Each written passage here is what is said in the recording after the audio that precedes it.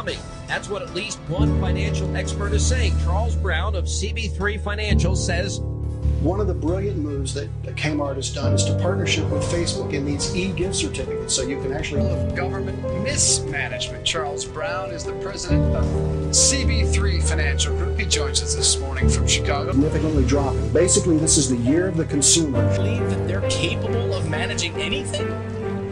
Well, it's sort of like handing the keys to the chicken coop to two wolves.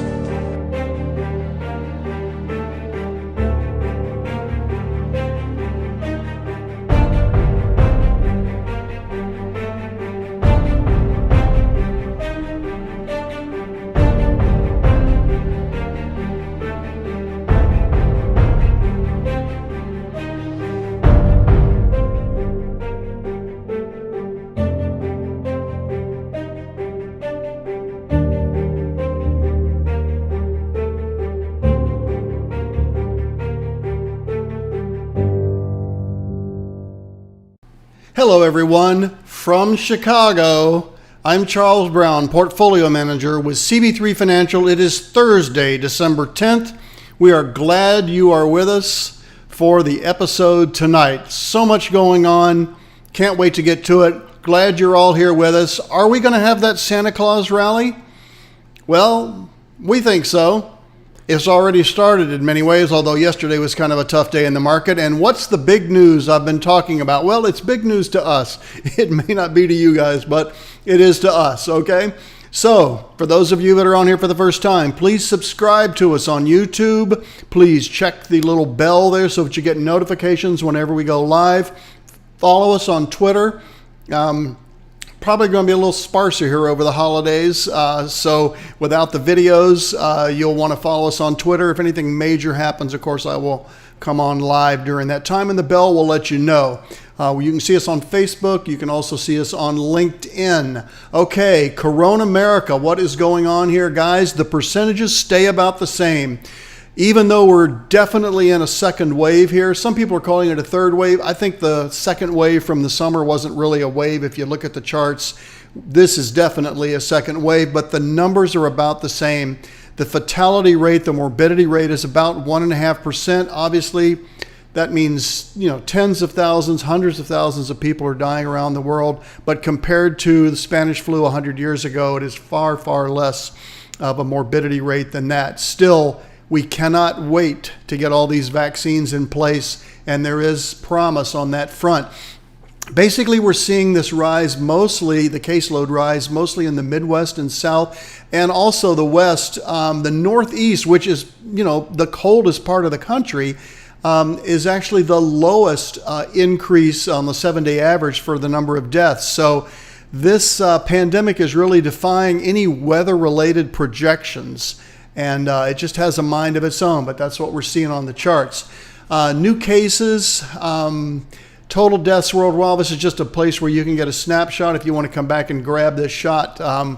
The Treasury bond yields, this is interesting. The bonds have actually dropped, the yield on the bond, which means the prices have gone up as people have moved into bonds out of fear, and yet they've moved right back out as the market has made new highs. The GDP tracker, we're still looking at 4% global GDP. The U.S. will be less than that, but China and other Asian nations bring up that. So even with a pandemic, even with a recession here, we're still looking for positive GDP. This is only through October, but I think when you add in this first, or should I say the full fourth quarter, it's still going to be a real strong number based on the fact that, again, we had a recession and a pandemic.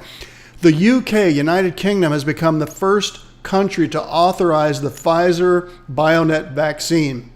25% effective, and they're calling it V-Day, sort of like VE Day, victory in Europe. This is victory over COVID-19 Day, and I'm sure you guys have seen it in the news, but this is the official rollout. It's coming to the U.S. after this, and here's how they're distributing the vaccine by age and by risk. This, of course, is in the U.K. because we don't have these stats yet for the U.S., but I'm expecting that the Surgeon General and the FDA will follow something similar to this. So obviously, residents in care homes and older adults and their carers, okay, those who are in proximity to those who are the most risk.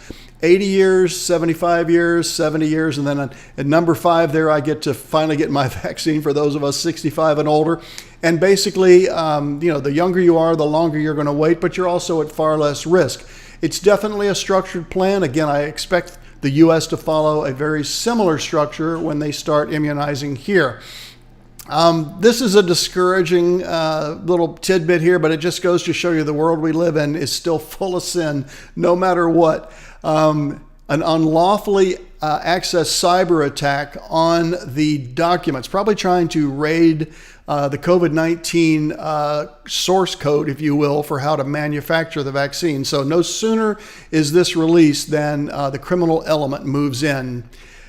Just something to be aware of. I only try to report things that possibly could be market moving. The market has ignored this so far. But as millions and millions of doses are handed out, this is something that we will be following. Mitch McConnell, the leader of the Senate, still says that we need a path forward for COVID-19 relief. I don't see how it can possibly happen before Christmas, but he thinks that it can. Even Nancy Pelosi today said they're making progress. I assure you that if anything happens in Congress, it's not for your well-being. It's because either side can make a political point or 2 or 3 with the public to try to get some money out there. And as these unemployment benefits run out, it really is important that this happens. Why is it so important? I've been showing you this graph really since the middle of the summer. Was looking promising, it flattened out, and now it's turning back down, actually in all areas: financial, mobility, production, employment, demand, the recovery tracker. It's heading down. And the reason it's heading down is because this second wave is really coming on strong. Again, the morbidity rate is not increasing, meaning that this is still a very serious illness. But for most people, you're not going to die from this, okay? Still, it is affecting consumer confidence, all right? So what about you guys? How is COVID-19 going to affect you and your holiday plans? Answer A, yes, we have a large family and therefore it's going to affect my holiday plans. B, yes, we normally go visit the grandchildren in another state. We're not going to be able to do that. C, we normally keep our celebrations small. Sorry, we're off camera here a little bit. And no, bah humbug, we're not celebrating anything this year. I'm hoping I don't have any D's when I check the answers here. Obviously, there's a 25-second lag. So I'm going to check the comments here, see what we have. Hey, Fran, how are you? Go Army. I did not know, Fran, that you were an Army fan there, but I guess that would make a lot of sense, wouldn't it? Army-Navy coming up on Saturday. Hey, Martha from Michigan. Hey, Nellie from out west somewhere. I think you're visiting some people. And Mark Burns, how are you, buddy? Good to see you, Chris. How are you? Humbug with Fran. Okay. What else do we have here? We got C's, keeping our celebration small. We got a lot of C's here. A lot of C's. Hey, Karen, how are you? Dr. J from Ohio. Good to see you. Going to go see the grandchildren, but Dr. J's grandchildren are nearby, so it's not like over the river and through the woods and 4 states away. So got a lot of C's here. So yeah, I think we're all keeping the celebration small. We will be here with my 3 sons, and it's going to be fun time to celebrate, but each of the gatherings will be pretty small because in Illinois, if you don't do that, you get arrested. So that's the way it works in Illinois. All right, so the U.S. economy, what's going on here, guys? Year to date, NASDAQ just continuing to blow away the statistics, almost at 40%. S&P 500 trying to get halfway there. Dow only up 5, the Russell up 13.5. Remember, the Dow and the Russell for months were negative compared to the NASDAQ and the S&P 500. I continue to believe that we are in a secular bull market. I continue to believe that the market participants are saying, yes, this pandemic is horrible, but we can see the morbidity rate at 1.5%. And again, they're just looking at it as business. We can live with that. We market participants can live with that, and this will pass. That's my estimation of why you see this performance the way it is. Our programs year to date, I have all 4 up here. So this is CG, 54.6 almost. Just a stellar year, our best year by almost twice. My best year prior to this in CG was 2013, so 7 years ago, right at 33%. Just God bless me with great picks this year, guys. SG, similar program, but different. Actually, they're running just neck and neck here. Also doing well. Look at the top performers. You know, let me go back here because I wanted to point these out. Top performers, Tesla. Those of you that have been in CG all year long, you're seeing Tesla at a triple. The Trade Desk Neo, that's a Chinese electric vehicle. Enphase, which is alternate energy, and of course Zoom. In SG, top performers, Neo, Tesla again, Peloton, and Zoom. There is some overlap between those two portfolios. Now our market benchmark portfolio, so these are trading exchange-traded funds, not individual stocks, 21%. So, you know, more than twice the return of the S&P, and that's our benchmark. Top performers, QQQ, of course, and then the technology sector, discretionary, XLY, IWF, which is the growth fund, and then IBB, which is biotech. Been a really good year for this program. Whenever we can beat the S&P by even 300 basis points, it's a good year. It's 1,000 basis points in this program.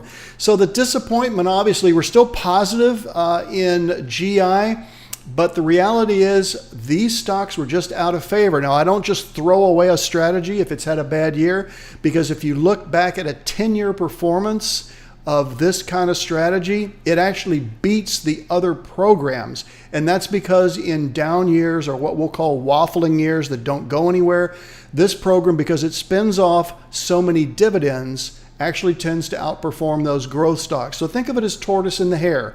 The tortoise did not have a good year, okay? And we'll see what happens next year, but most of you guys that are clients, you all have CG. Many of you have at least 2, 3, many of you have all 4 programs, as do we have for our family trust and individual accounts.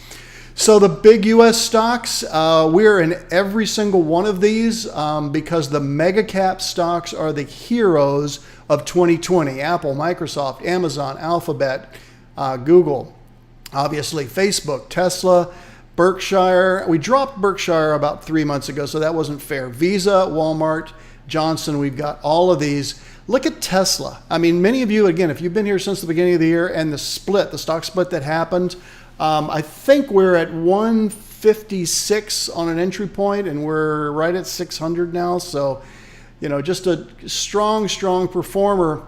And, you know, you think about these big mega companies as not really doing anything to contribute back into the ecosystem, but look at this. Amazon becomes the world's largest purchaser of renewable energy.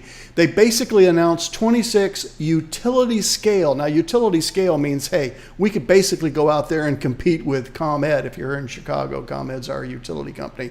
So for the next 20 years or so, they are going to have 35 projects with 4 gigawatts of capacity.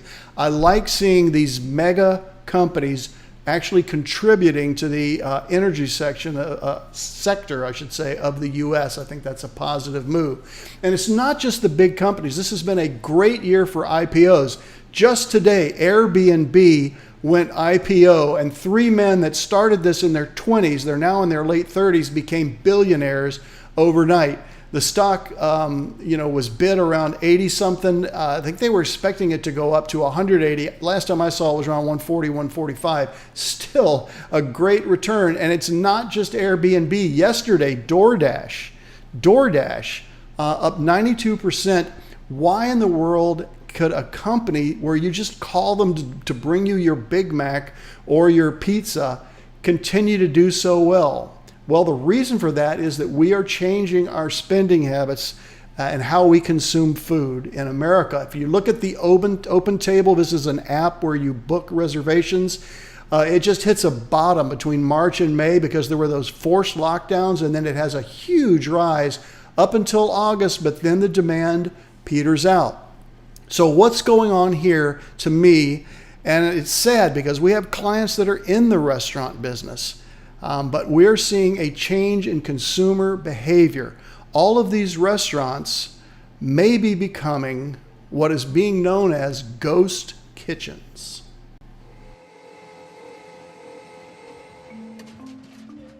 This kitchen is closed to the public, but not because of the coronavirus. In some ways, kitchens like this one, which make food solely for delivery, are growing because of the virus. Delivery-only kitchens, ghost kitchens, dark kitchens, whatever you want to call them, they're very much a response to this explosion in demand for delivery. When you're ordering online, ghost kitchens appear as separate restaurants, a deli and a pizzeria, for example.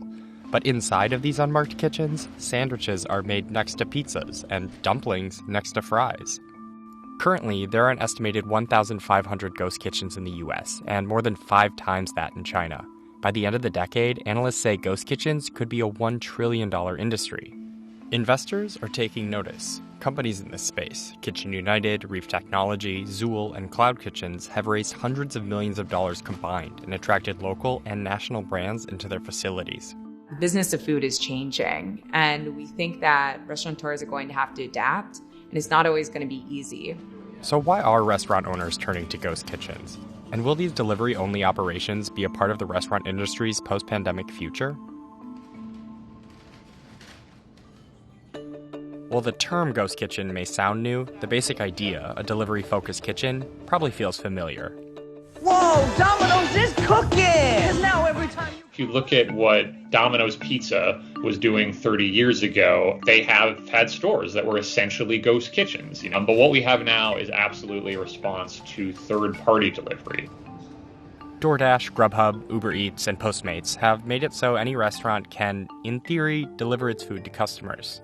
There are a lot of difficulties that come with managing a host of different delivery apps, drivers coming in, where do they sit, where do they stay? And if you're also doing dine-in traffic, it can really play havoc with the dine-in experience. That's where ghost kitchen companies like Zool come in. Zool operates what's known as a third-party ghost kitchen in Lower Manhattan. Think of it like a food hall, just without the seating. At Zool, we have 9 kitchens where restaurants are cooking food solely for their delivery platforms. This model has gotten a lot of attention over the last few years and includes Cloud Kitchens, a startup founded by former Uber CEO Travis Kalanick, and Kitchen United, which is backed by Google's venture arm. Interest in this model is due in part to how it could enable third-party delivery, a sector that's booming. Just take a look at DoorDash's recent IPO filing. The company reported 236 million orders in the third quarter.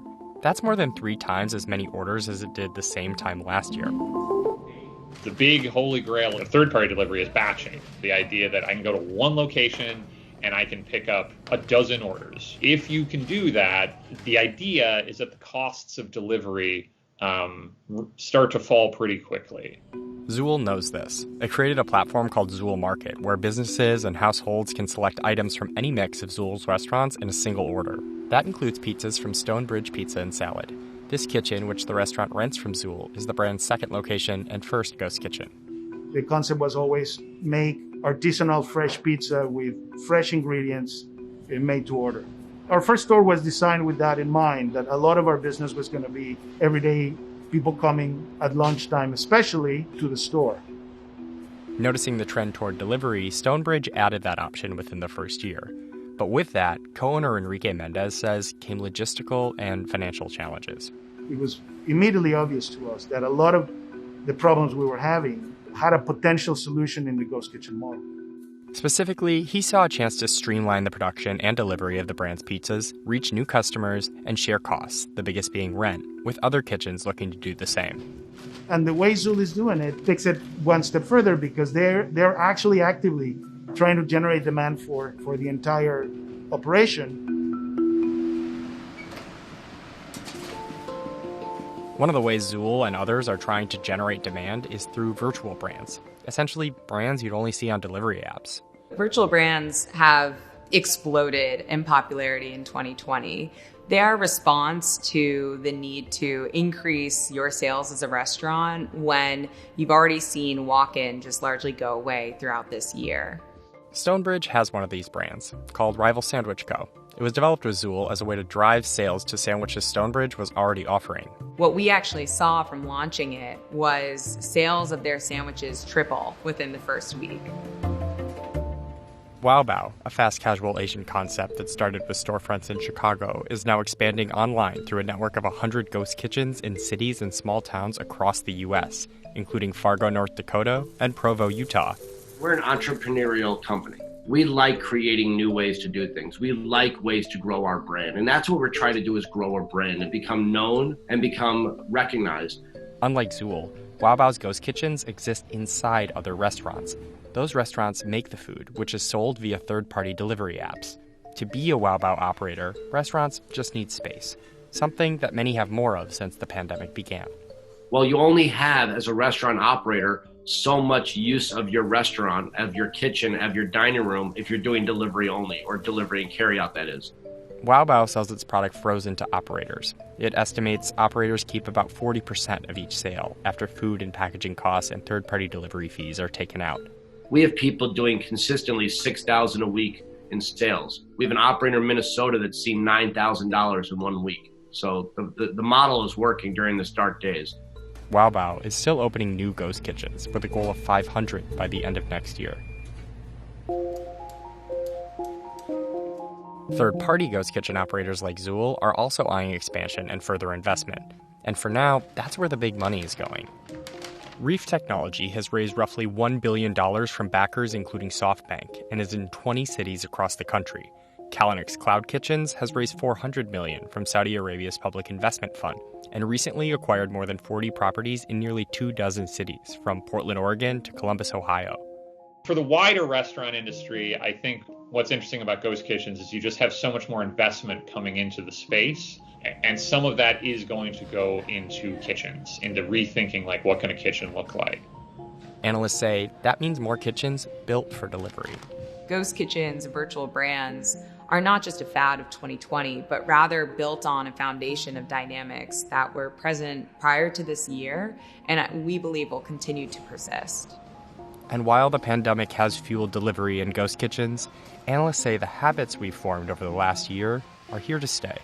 That changes how you set up your restaurant, where it's located, what it looks like inside. And so a lot of these third-party ghost kitchens are, they're part of that process.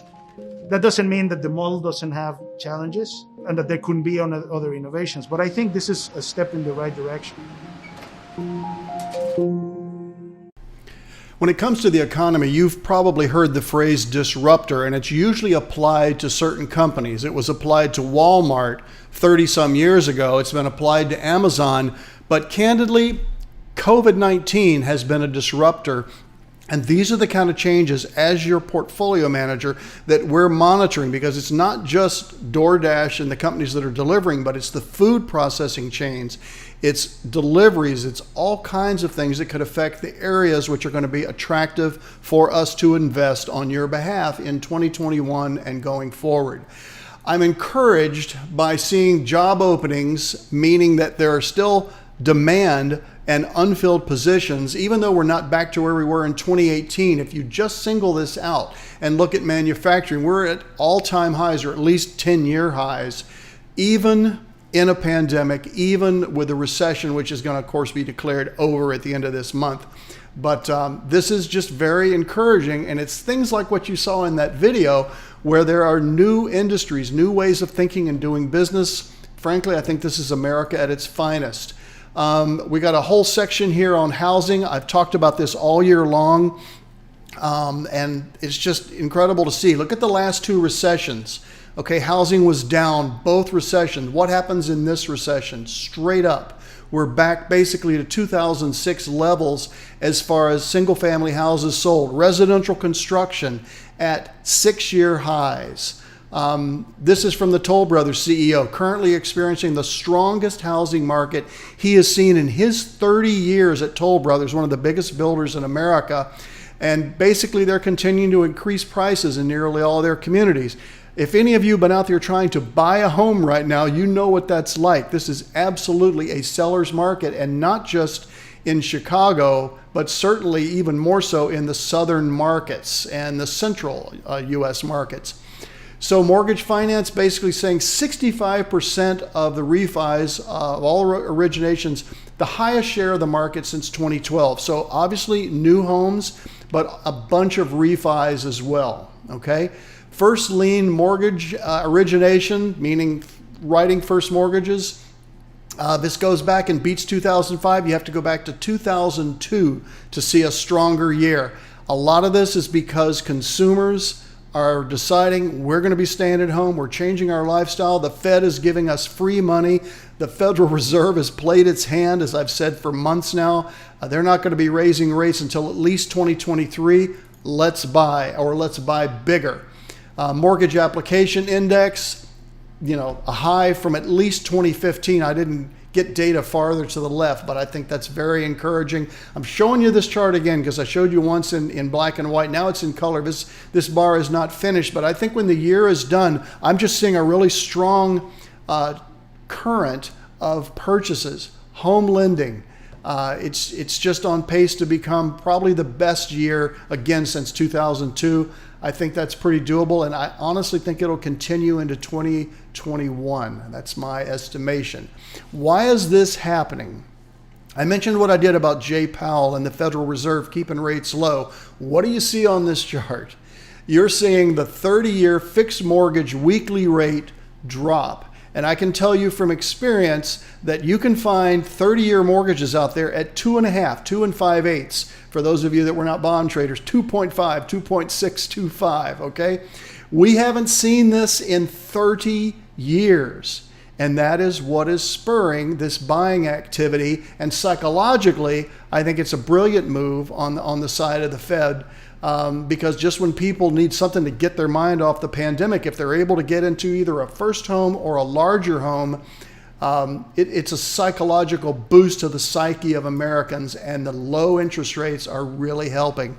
And it's causing consumers to pay down their credit card debt. I was surprised to see this in briefing just a few days ago. Consumer credit, seasonally adjusted annual rate of 2%. So a pretty small amount of debt compared to where things were. So people are spending on their homes, but they're not lavishly spending in other areas, partly because years ago we lost the ability to write off consumer interest. So unless you've got a mortgage, you can write off that interest, but you can't do it on your car and furniture and everything else. So people are getting more thrifty.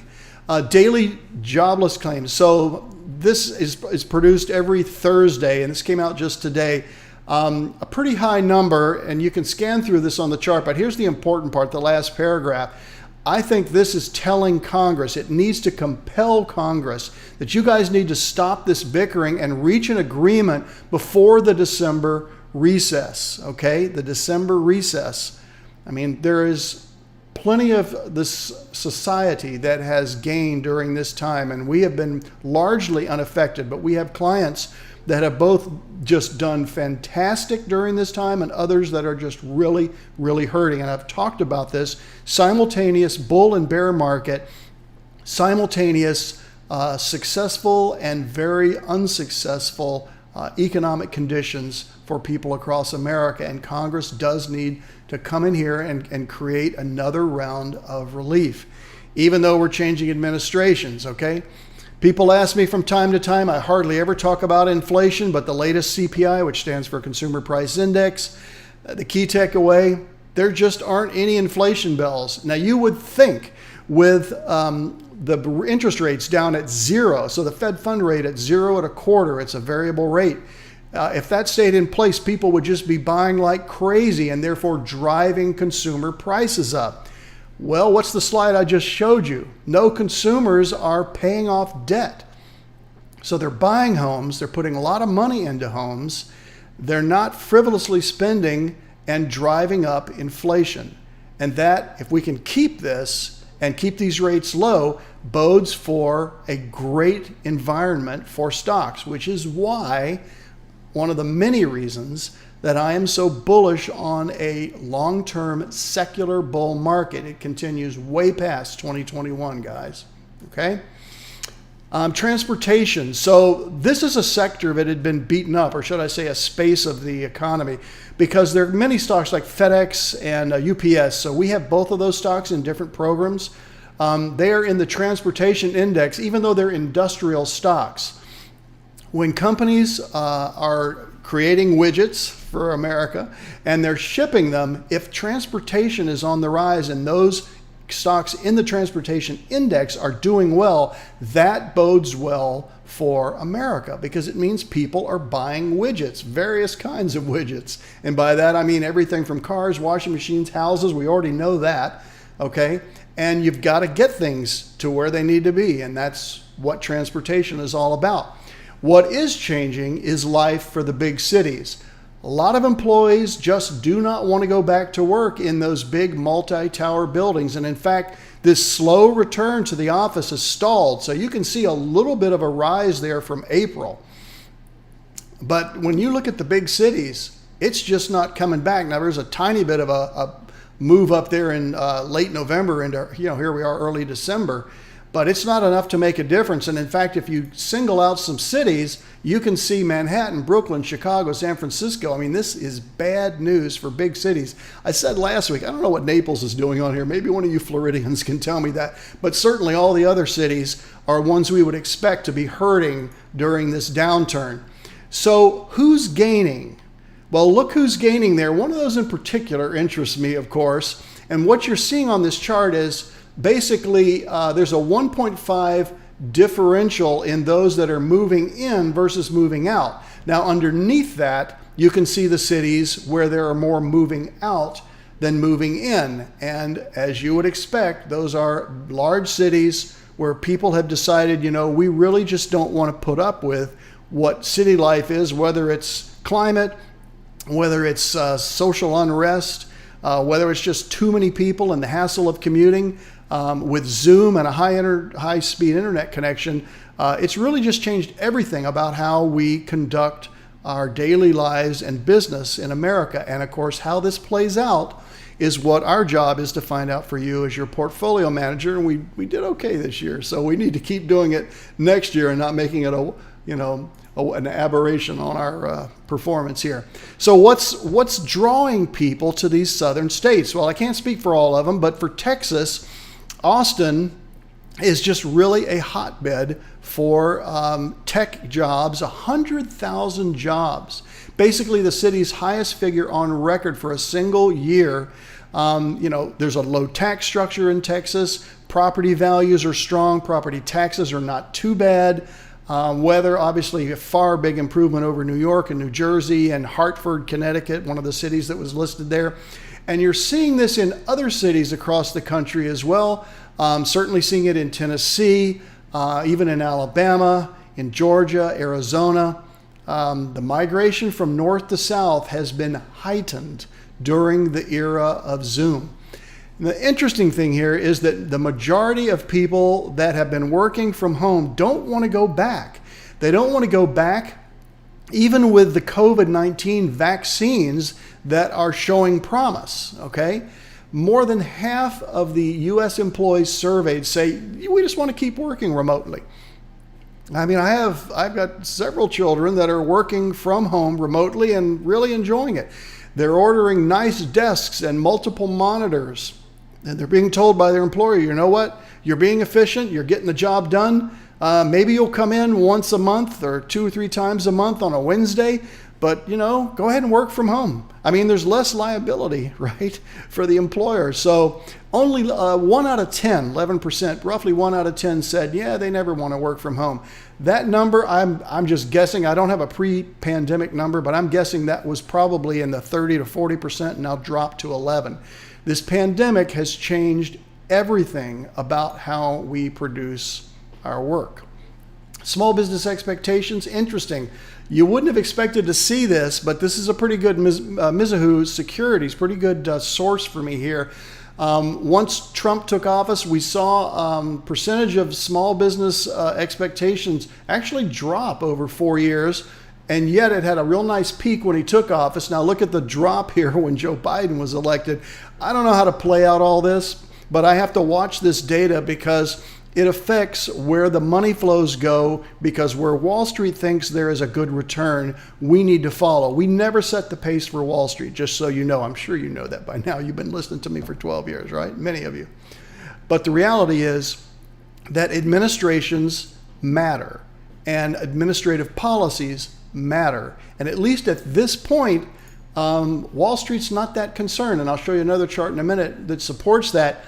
What we are seeing are just industries that were emerging but are now just becoming dominant. Cloud computing, big data analytics, that's analyzing things like election results and spending habits and truck routing efficiencies, big time data analytics, okay? The Internet of Things, where everything is accessible from your alarm clock to your refrigerator to your flagpole and your blinds in your house can be controlled over the internet.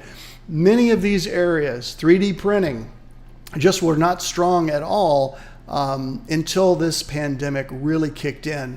And it's changing the money flows in America. And for us as a portfolio manager, it's really exciting. And I like bringing these updates to you every week, telling you where I'm seeing new trends, whether you want to work with us as a client or you just want to manage money on your own.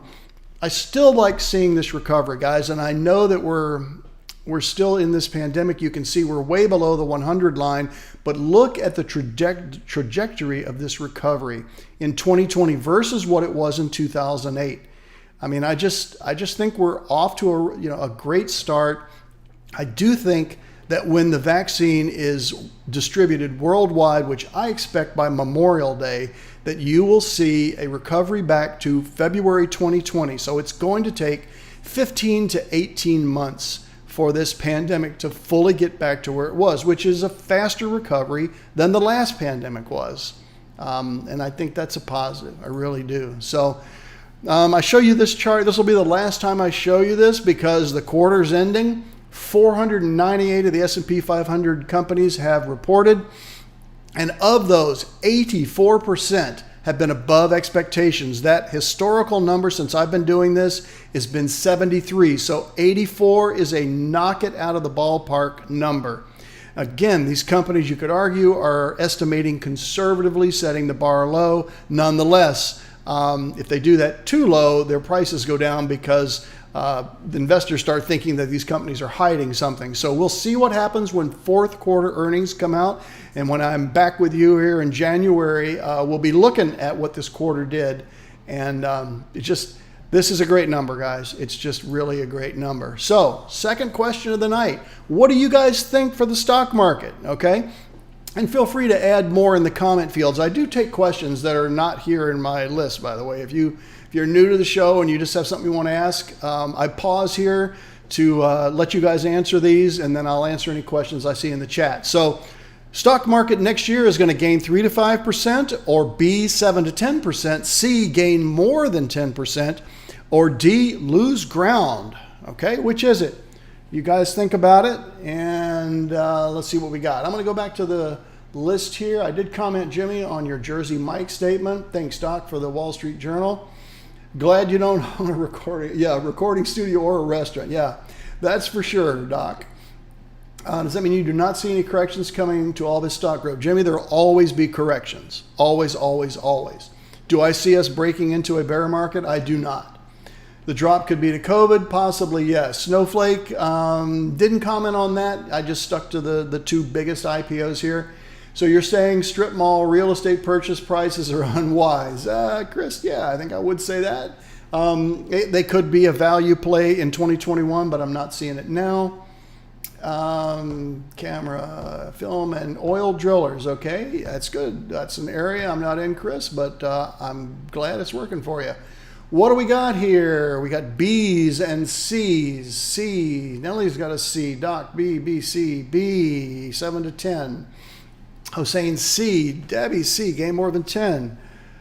Hey, Brian, haven't seen you in a while. Checkmark shake recovery. Yeah, exactly. I showed you that checkmark. That's a really good eyesight there, Brian. That industrial production V correction is what we got now versus the checkmark recovery that we saw back in 2008. And you didn't ask, but in case you are wondering, I am a C, okay? Charlie is a C on this. I believe we'll see more than 10%. I do not expect to have a 55% return on the portfolios. Hope you guys are going to be forgiving of that. We will do the best we can, and that's all we can promise, okay? All right, so this has been updated a little bit, although the numbers haven't changed much from last week. Basically, there's a profound distrust of the 2020 election results. This will be I think, my last commentary on this, simply because the options are running down for this to continue. Now, it's interesting to me, guys. Look at this really carefully.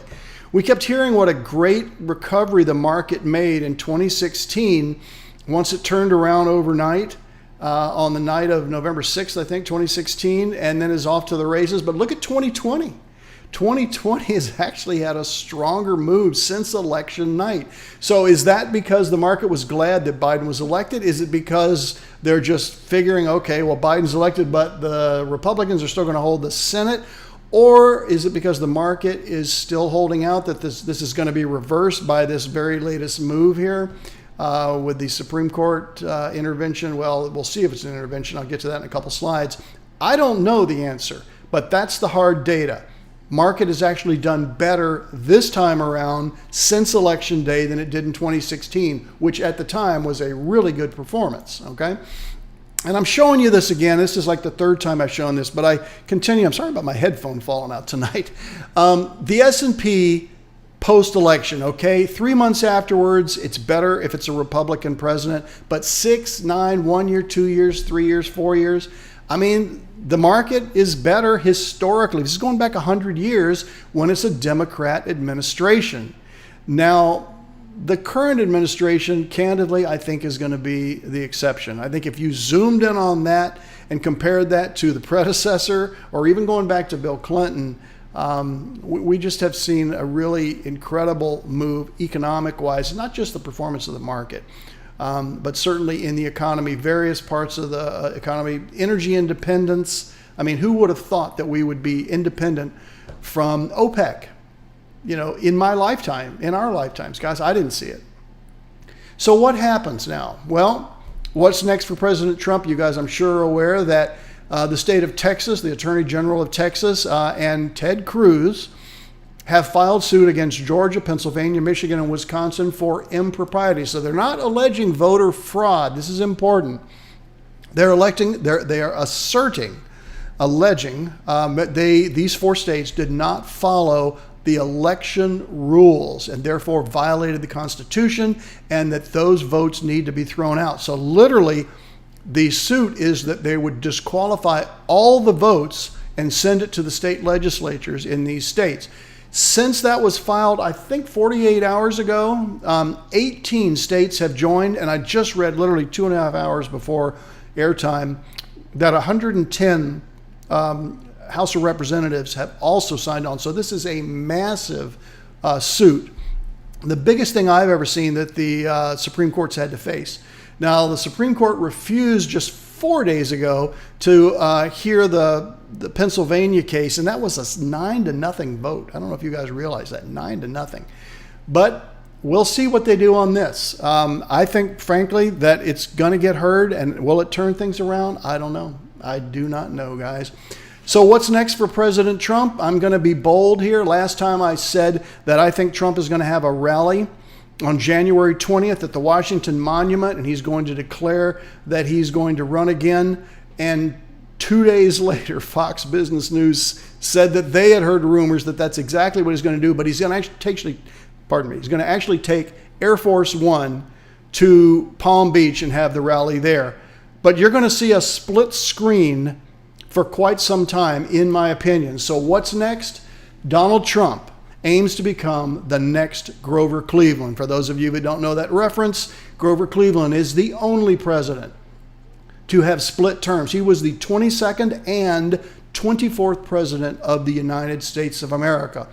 What could this mean for the U.S. if we have a sitting president who refuses to concede, who still thinks that he should be president? He will leave the office to be peaceful. What does this mean? This is just my assertion. What do I see? I think for 4 years we're going to have 2 presidents. Obviously, one is in power and one is out of power.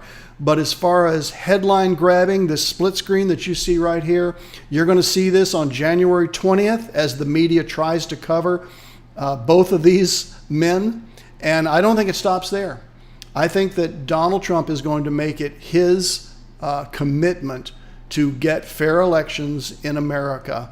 And I don't know if he's going to be successful with that. I don't know exactly how he plans to go about that. But that's my assessment, guys, and we'll know more when we get into January. So what's going to be the economic aftermath of this election, guys? My portfolio will do better in 2021 than it did in 2020. It'll do worse, it'll be unaffected, or I just don't know what to expect. Fill it in, guys, and let me check the questions here. Okay. Yeah, I already mentioned, Brian, the check mark. I like that. Hoping for C, yeah. Said in jest, I would never own those holdings. I was hoping so, Chris. Thank you. Huge fraud in Michigan. Certainly, it's alleged, and the whole Dominion thing. I have to try to stay out of the political area here, only as it results in, or only it applies to financial implications. But guys, it just does. What's going to happen here definitely affects it. Yeah, you know what, Nellie, I'm with you on that. Feel bad for Melanie. Bullish for sure. Charles Todd, unaffected. Okay. Yeah. I mean, the data I've shown you so far pretty much leads to the market really not being concerned about it, guys. So C, unaffected by the outcome on Fran. Yeah. Okay, good, guys. So, and it'll do better. We certainly hope so. Karen, Martha. Okay. We got some A's and C's here. Hossein. Do worse in 2021? I hope not, Hossein. I hope not. Not if I can have anything to do with it. It won't. Debbie's going to be better. That's good. C or D? Okay, on the walls. Yeah. All right, guys. We're going to do our best. That's my promise to you.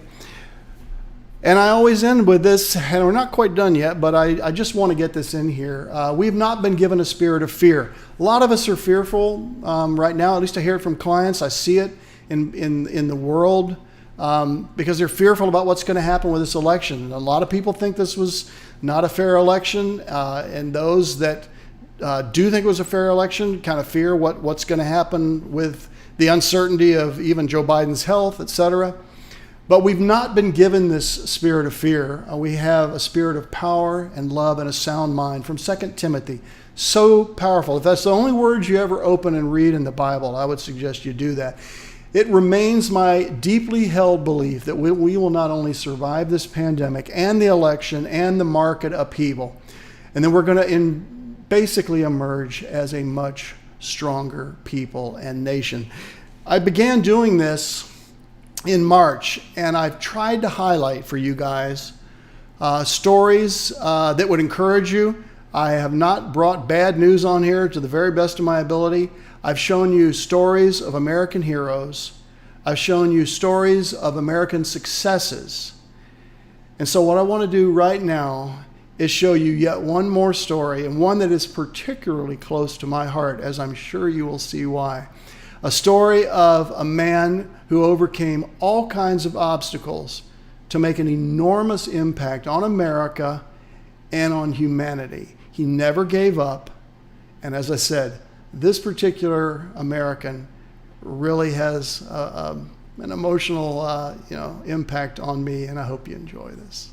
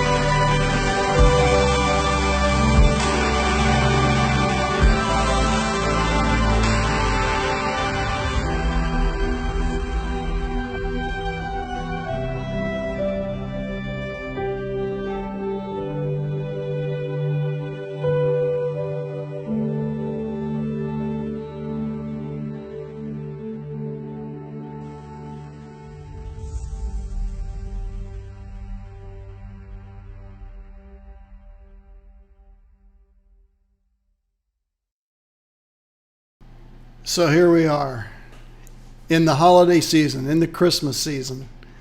And it's a special one for me. It's been an unusual year.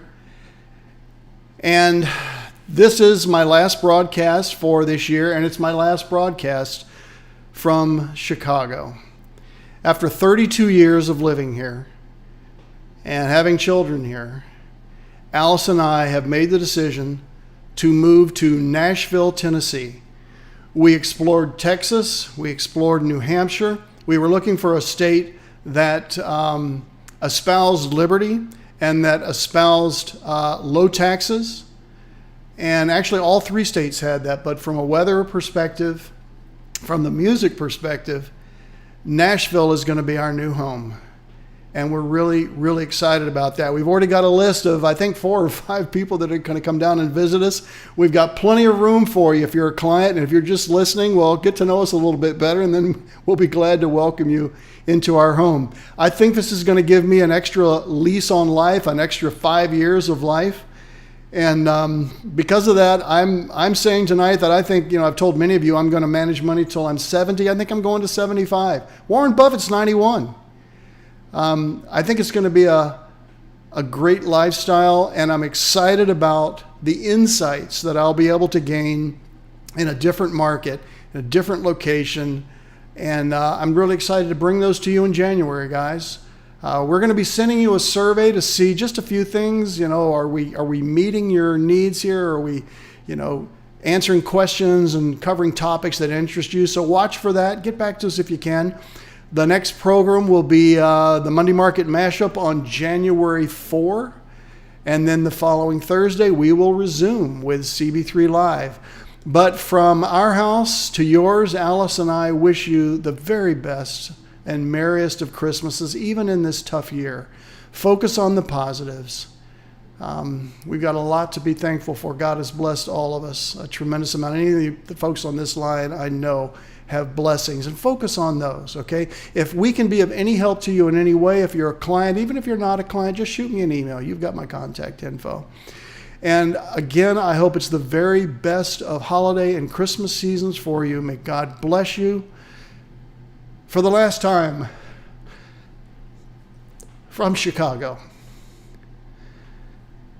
We'll see you next time, guys.